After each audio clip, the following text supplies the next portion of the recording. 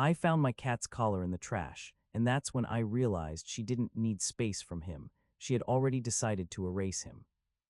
Hey friends, please subscribe and turn on notifications, like this video, and leave a comment with your impressions. This will be a great help. Thank you. We never tire of reminding you. It's all thanks to you. I'm Ethan, I'm 29, and I live in Denver, Colorado. I work a steady office job in logistics, the kind where your day is mostly spreadsheets, purchase orders, and phone calls that nobody remembers 5 minutes later. My life is pretty simple. I rent a one-bedroom in a decent building. I go to work, I come home, and I spend my evenings with the only roommate I've ever truly trusted. My cat, Milo. Milo isn't one of those independent cats people talk about like they're tiny landlords. He's affectionate in a way that feels almost embarrassing to describe. He waits by the door when he hears my keys. He follows me into the bathroom like it's his sworn duty. If I sit on the couch, he climbs onto my chest and kneads like he's trying to restart my heart.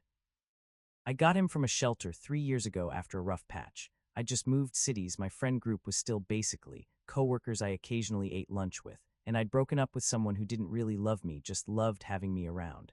Milo came into my life like a warm little anchor. He became my routine. He became my home. So when I started dating Marissa, I told her about Milo on the first real date, not in a dramatic way, just casually, like you do when something is normal and non-negotiable. Marissa was 27. She was pretty, charming, and social in a way I've never been. She worked in marketing, which meant she could talk to strangers without that awkward pause where you wonder if you're supposed to smile or blink. She laughed easily. She kept her nails done. She had a calendar full of plans and a life full of friends. She also told me she was vegan, and it mattered to her. I didn't mind. I'm not vegan, but I've never been the guy who argues with someone's diet like it's a political debate. When she explained why she was vegan, it sounded grounded, less like a crusade and more like a personal line she didn't want to cross. I respected it. The first couple of months were honestly great. We cooked together at her place, vegan food mostly. I got used to oat milk and tofu and sauces. I learned which restaurants had decent plant-based options, so we weren't always doing the same 2 places. I didn't feel forced. I felt included, like we were building something. When she came to my apartment the first time, Milo did what he always does with new people. He approached slowly, sniffed her shoes, and then sat a few feet away like he was taking notes. Marissa smiled. She said, "He's cute." But then she didn't pet him. She stayed on the couch with her hands in her lap, like she was waiting for him to make a wrong move. I asked if she was allergic. She said not exactly. I just didn't grow up with cats. That was fine. People have preferences. I didn't think much of it. The first real moment happened about 3 months in. We were at my place watching a movie, and Milo jumped up and walked across the coffee table like he owned the lease. He brushed his tail against Marissa's knee, and she flinched, not like she was scared, more like she was annoyed. She said, "Does he have to do that?" I laughed lightly. He's friendly. He's saying hi. She didn't laugh back. She said, "It's just a lot." I picked Milo up, moved him gently, and continued the movie. I told myself it was new. It would pass. Then Marissa started spending more time at my place. I hadn't asked her to, it just happened. Her roommate was loud. Her apartment was on a busy street. My building was quieter. My couch was better. And if I'm honest, I liked the feeling of her being in my space. It made my life feel less lonely. But the more she was there, the more she started treating Milo like a problem to manage. She'd ask me to vacuum before she arrived. She'd ask if I could keep Milo out of the bedroom when she slept over. She'd ask if I could wipe down the counters again because cat hair gets everywhere. I tried to be accommodating. I'm not a slob, but I'm also not the kind of person who wants to live in a sterile showroom. I cleaned more. I bought a better lint roller. I added an air purifier. I even bought one of those little silicone brushes that picks up fur-off fabric like magic. Every adjustment felt reasonable in isolation. But the tone behind the requests started to change. It was, "Could we do this?" It was, "We need to do this." And every time I agreed, Marissa looked a little more satisfied, like the universe was being corrected. Around month 5, she brought up moving in. Not directly like "let's move in together next month," more like the dreamy version people use to test the water. It would be so nice not having to go back and forth. We could split costs. Your place is basically our place already. I didn't panic, I didn't run, I liked her. I pictured mornings with coffee, evenings with dinner, a normal adult routine with someone who actually wanted to be there. But I did ask the practical question, how do you feel about Milo if you move in, because he's part of my life? Marissa smiled, but it was the kind of smile that arrives half a second too late. She said, we'll figure it out. That should have been my warning. Because we'll figure it out from the right person means compromise. From the wrong person it means, I'm going to keep pushing until you give up.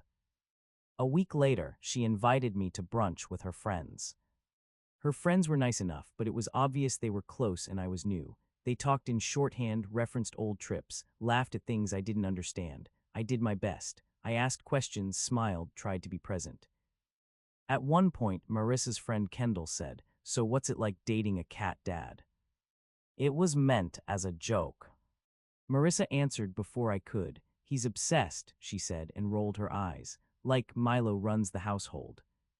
Everyone laughed. I laughed too, because I didn't want to be the guy who gets sensitive over a joke. But on the drive home, Marissa said, "You know, it's kind of weird how attached you are." I kept my eyes on the road. He's my pet. She said, "Yeah, but you talk about him like he's a person." I said, "He's a living animal that depends on me. That bond is real." She sighed like I was being dramatic. I'm just saying, it's different. That night, Milo curled up on my feet, and I stared at the ceiling thinking, what does she want?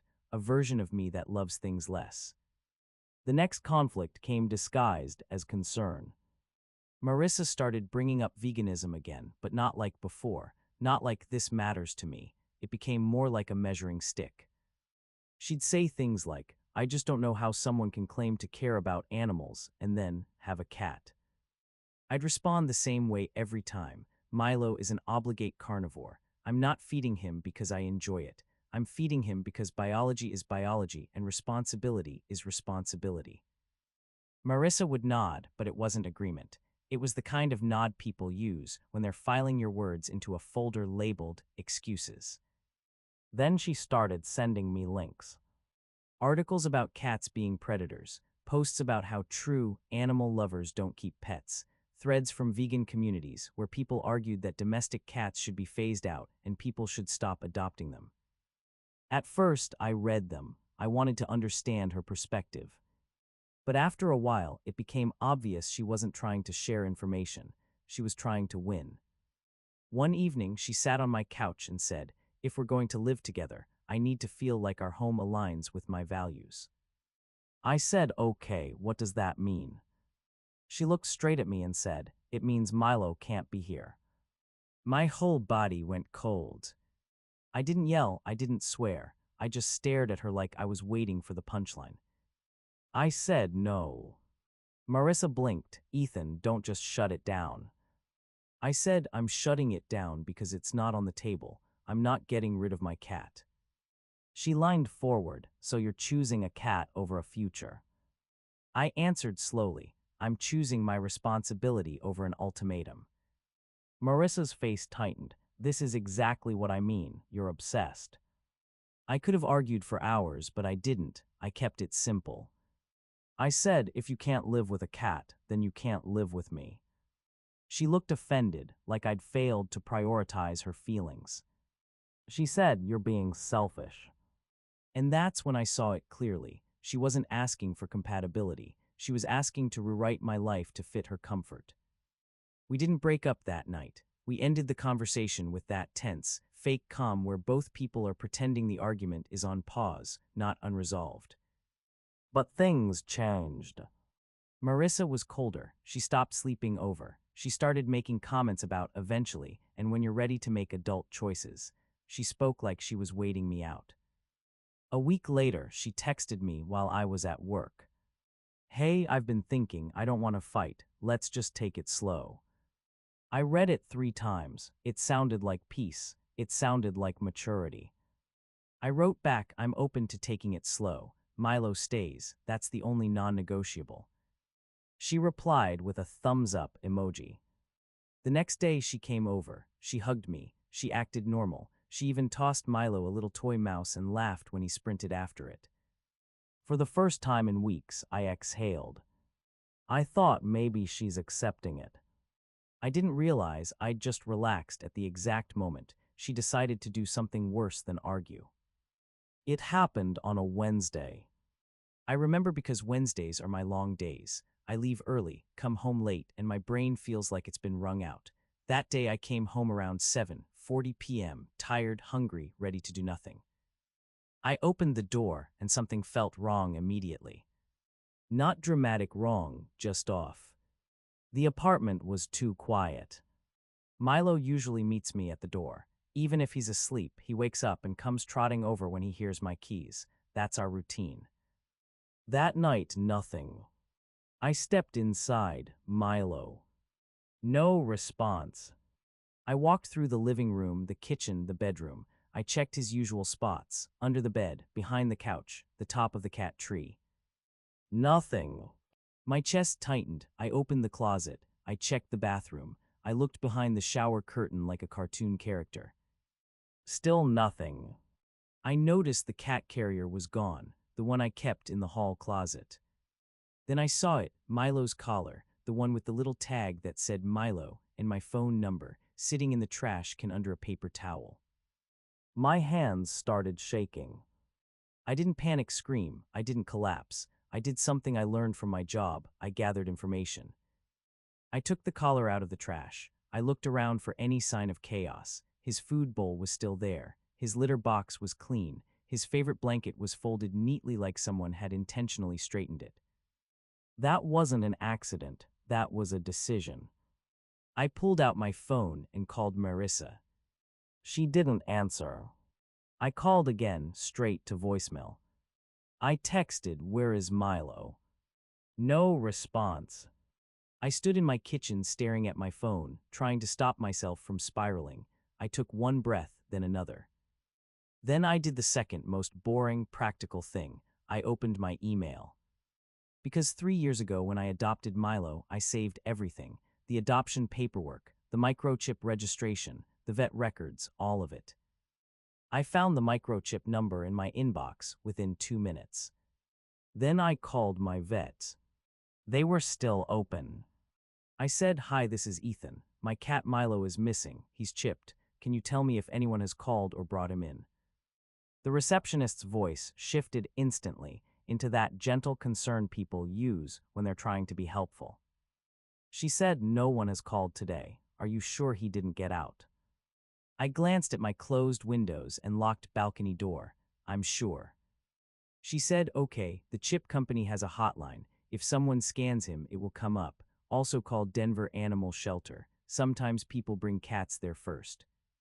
I thanked her. I wrote everything down, even though it was all in my phone. Then I called the microchip company. I reported Milo as missing. I confirmed my contact details. I asked them what happens if someone tries to change ownership. The representative told me that ownership changes require consent and documentation, and if Milo gets scanned, the registered owner gets contacted. I felt a small wave of relief, not because I knew where Milo was, but because I knew I had a trail. Then I called Denver Animal Shelter and 2 other rescue groups in the area. I filed missing pet reports. I described Milo: orange tabby, white chin, green eyes, friendly, answers to his name. After I made those calls, I sat down for the first time. Then I called Marissa again. This time she picked up. Her voice was calm, too calm. She said, "Hey." I didn't match her tone. I didn't yell. I just asked the question. "Where is Milo?" There was a pause, the kind that answers the question before the words arrive. She said, "Ethan, don't freak out." I closed my eyes. "Where is my cat?" She exhaled like she was the one under pressure. She said, I couldn't live like this. You weren't making a choice, so I did." My stomach dropped so hard it felt physical. I said, "What did you do?" Marissa said, "He's safe. I rehomed him."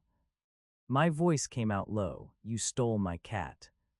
She said, "Don't call it that. I found him a good home. A friend of Kendall's has cats already, and they're vegan-friendly and—" I cut in, "Cats can't be vegan." She ignored that. He'll be fine, Ethan, and now we can finally move forward without this constant issue. I stared at my kitchen wall like it had turned into something unfamiliar. I said, "Send me the address." Marissa said no. I almost laughed, not because it was funny, because it was absurd. "You don't get to say no, that's my cat." She said, "I'm protecting him from what you were doing." I felt heat rise up my neck. I forced it back down. I said, "Marissa, listen to me carefully. I am the legal owner. He is microchipped in my name. If you rehomed him without my consent, that is theft. I am asking you one time to tell me where he is." Her voice sharpened. "You would really call the police over a cat?" I said, "I will use every legal route available to get my cat back. This isn't a debate." She got quiet. Then she said, "You're being insane." I answered evenly. "You broke into my life and removed a living thing I love because you didn't get your way. That's insane." She started crying, not sobbing, controlled crying like she knew it was a tool. She said, "I just wanted us to work." I said, "You don't get a future by destroying my present. Tell me where he is." Marissa whispered no. And then she hung up. I sat there for about 10 seconds, not moving. Then I stood up and did the third boring, practical thing. I documented everything.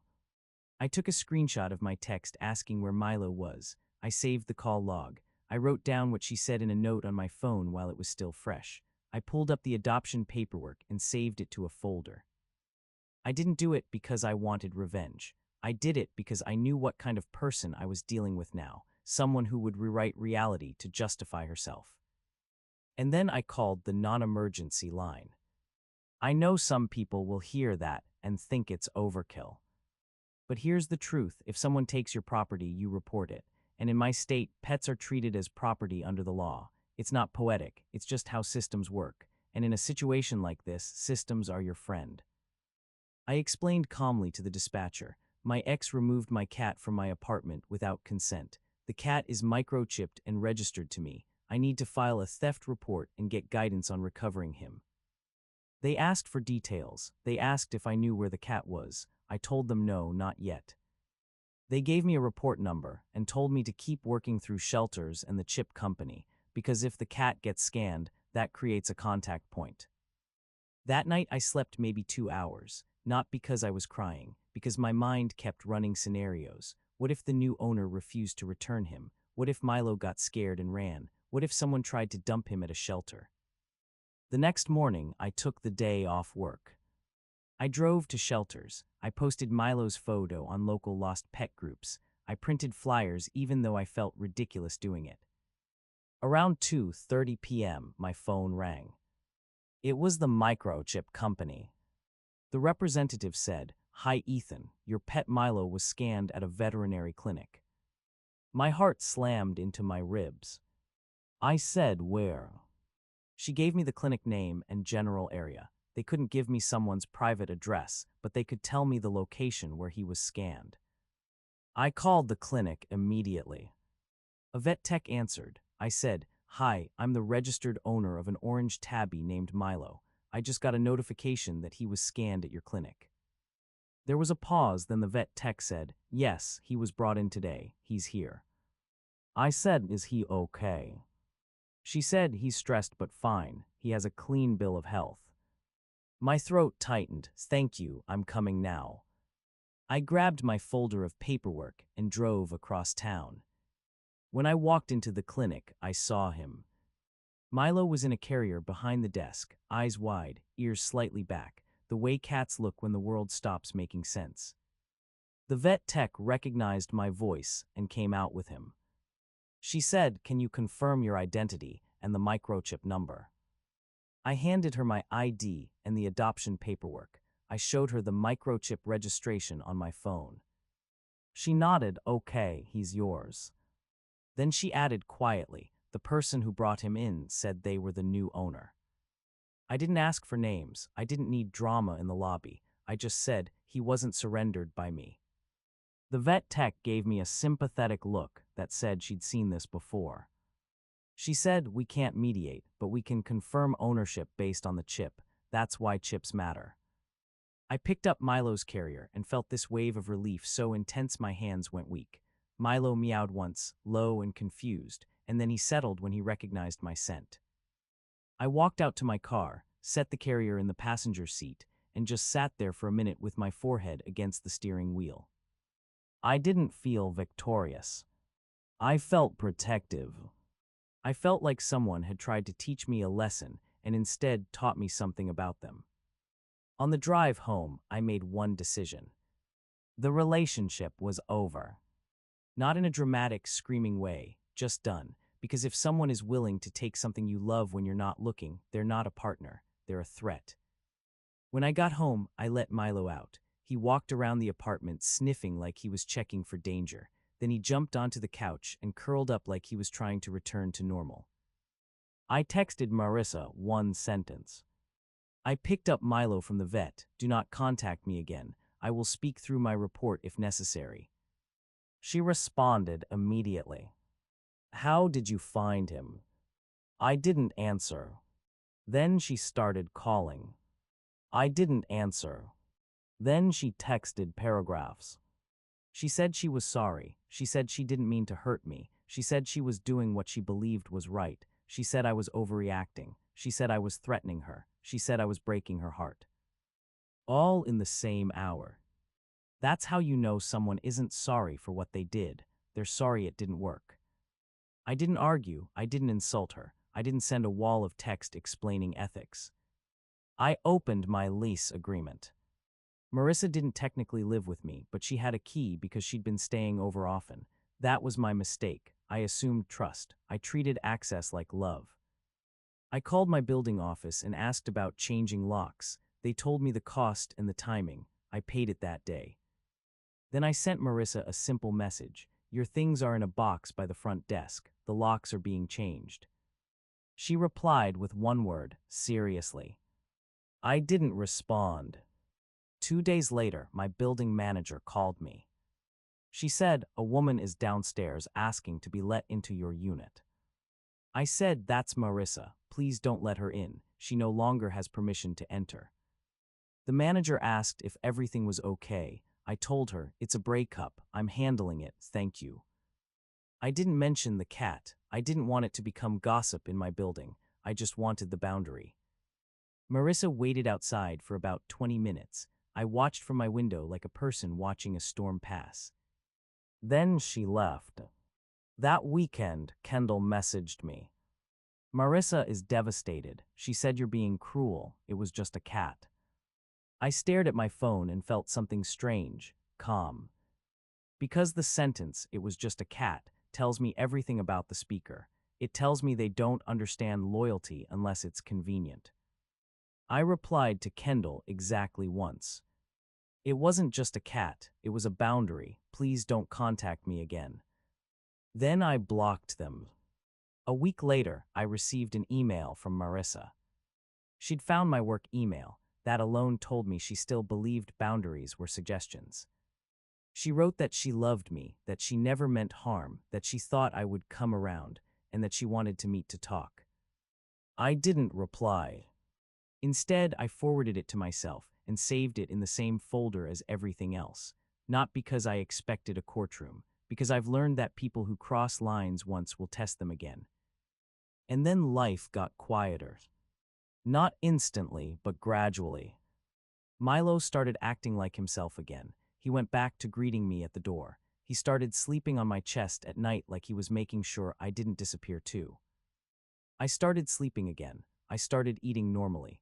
I started realizing how much tension I'd been carrying while trying to keep Marissa happy. And the weirdest part was this. I didn't miss the relationship the way I thought I would. I missed who I thought she was. But once someone shows you what they're capable of, you can't unsee it. You can't go back to the earlier version in your head where everything felt safe. About a month later, I ran into Marissa at a grocery store. It was a random Tuesday. I was grabbing coffee and cat litter. She was in the produce section, looking at avocados like the world was normal. She saw me and froze. I didn't glare, I didn't smirk. I just nodded once, the polite nod you give someone you used to know. Marissa walked toward me quickly. She said, "Ethan, please." I didn't stop walking. I kept my pace slow but steady. She said, "Can we talk? I made a mistake." I looked at her for a moment and kept my voice level. "You didn't make a mistake, Marissa. You made a decision." Her eyes filled with tears. I was scared, I thought. I interrupted gently. "You thought you could force me." That sentence landed like a weight. Marissa whispered, "I didn't think you'd actually end it." I nodded. That's the problem. I didn't argue, I didn't lecture, I didn't need closure from her. I already had it. I walked to the checkout, paid for my stuff, and left. When I got home, Milo was in the window watching the parking lot. He turned his head when I came in, and his tail flicked once in that familiar way. And I thought about what could have happened if Milo hadn't been chipped, if I hadn't saved the paperwork, if I'd panicked and wasted time.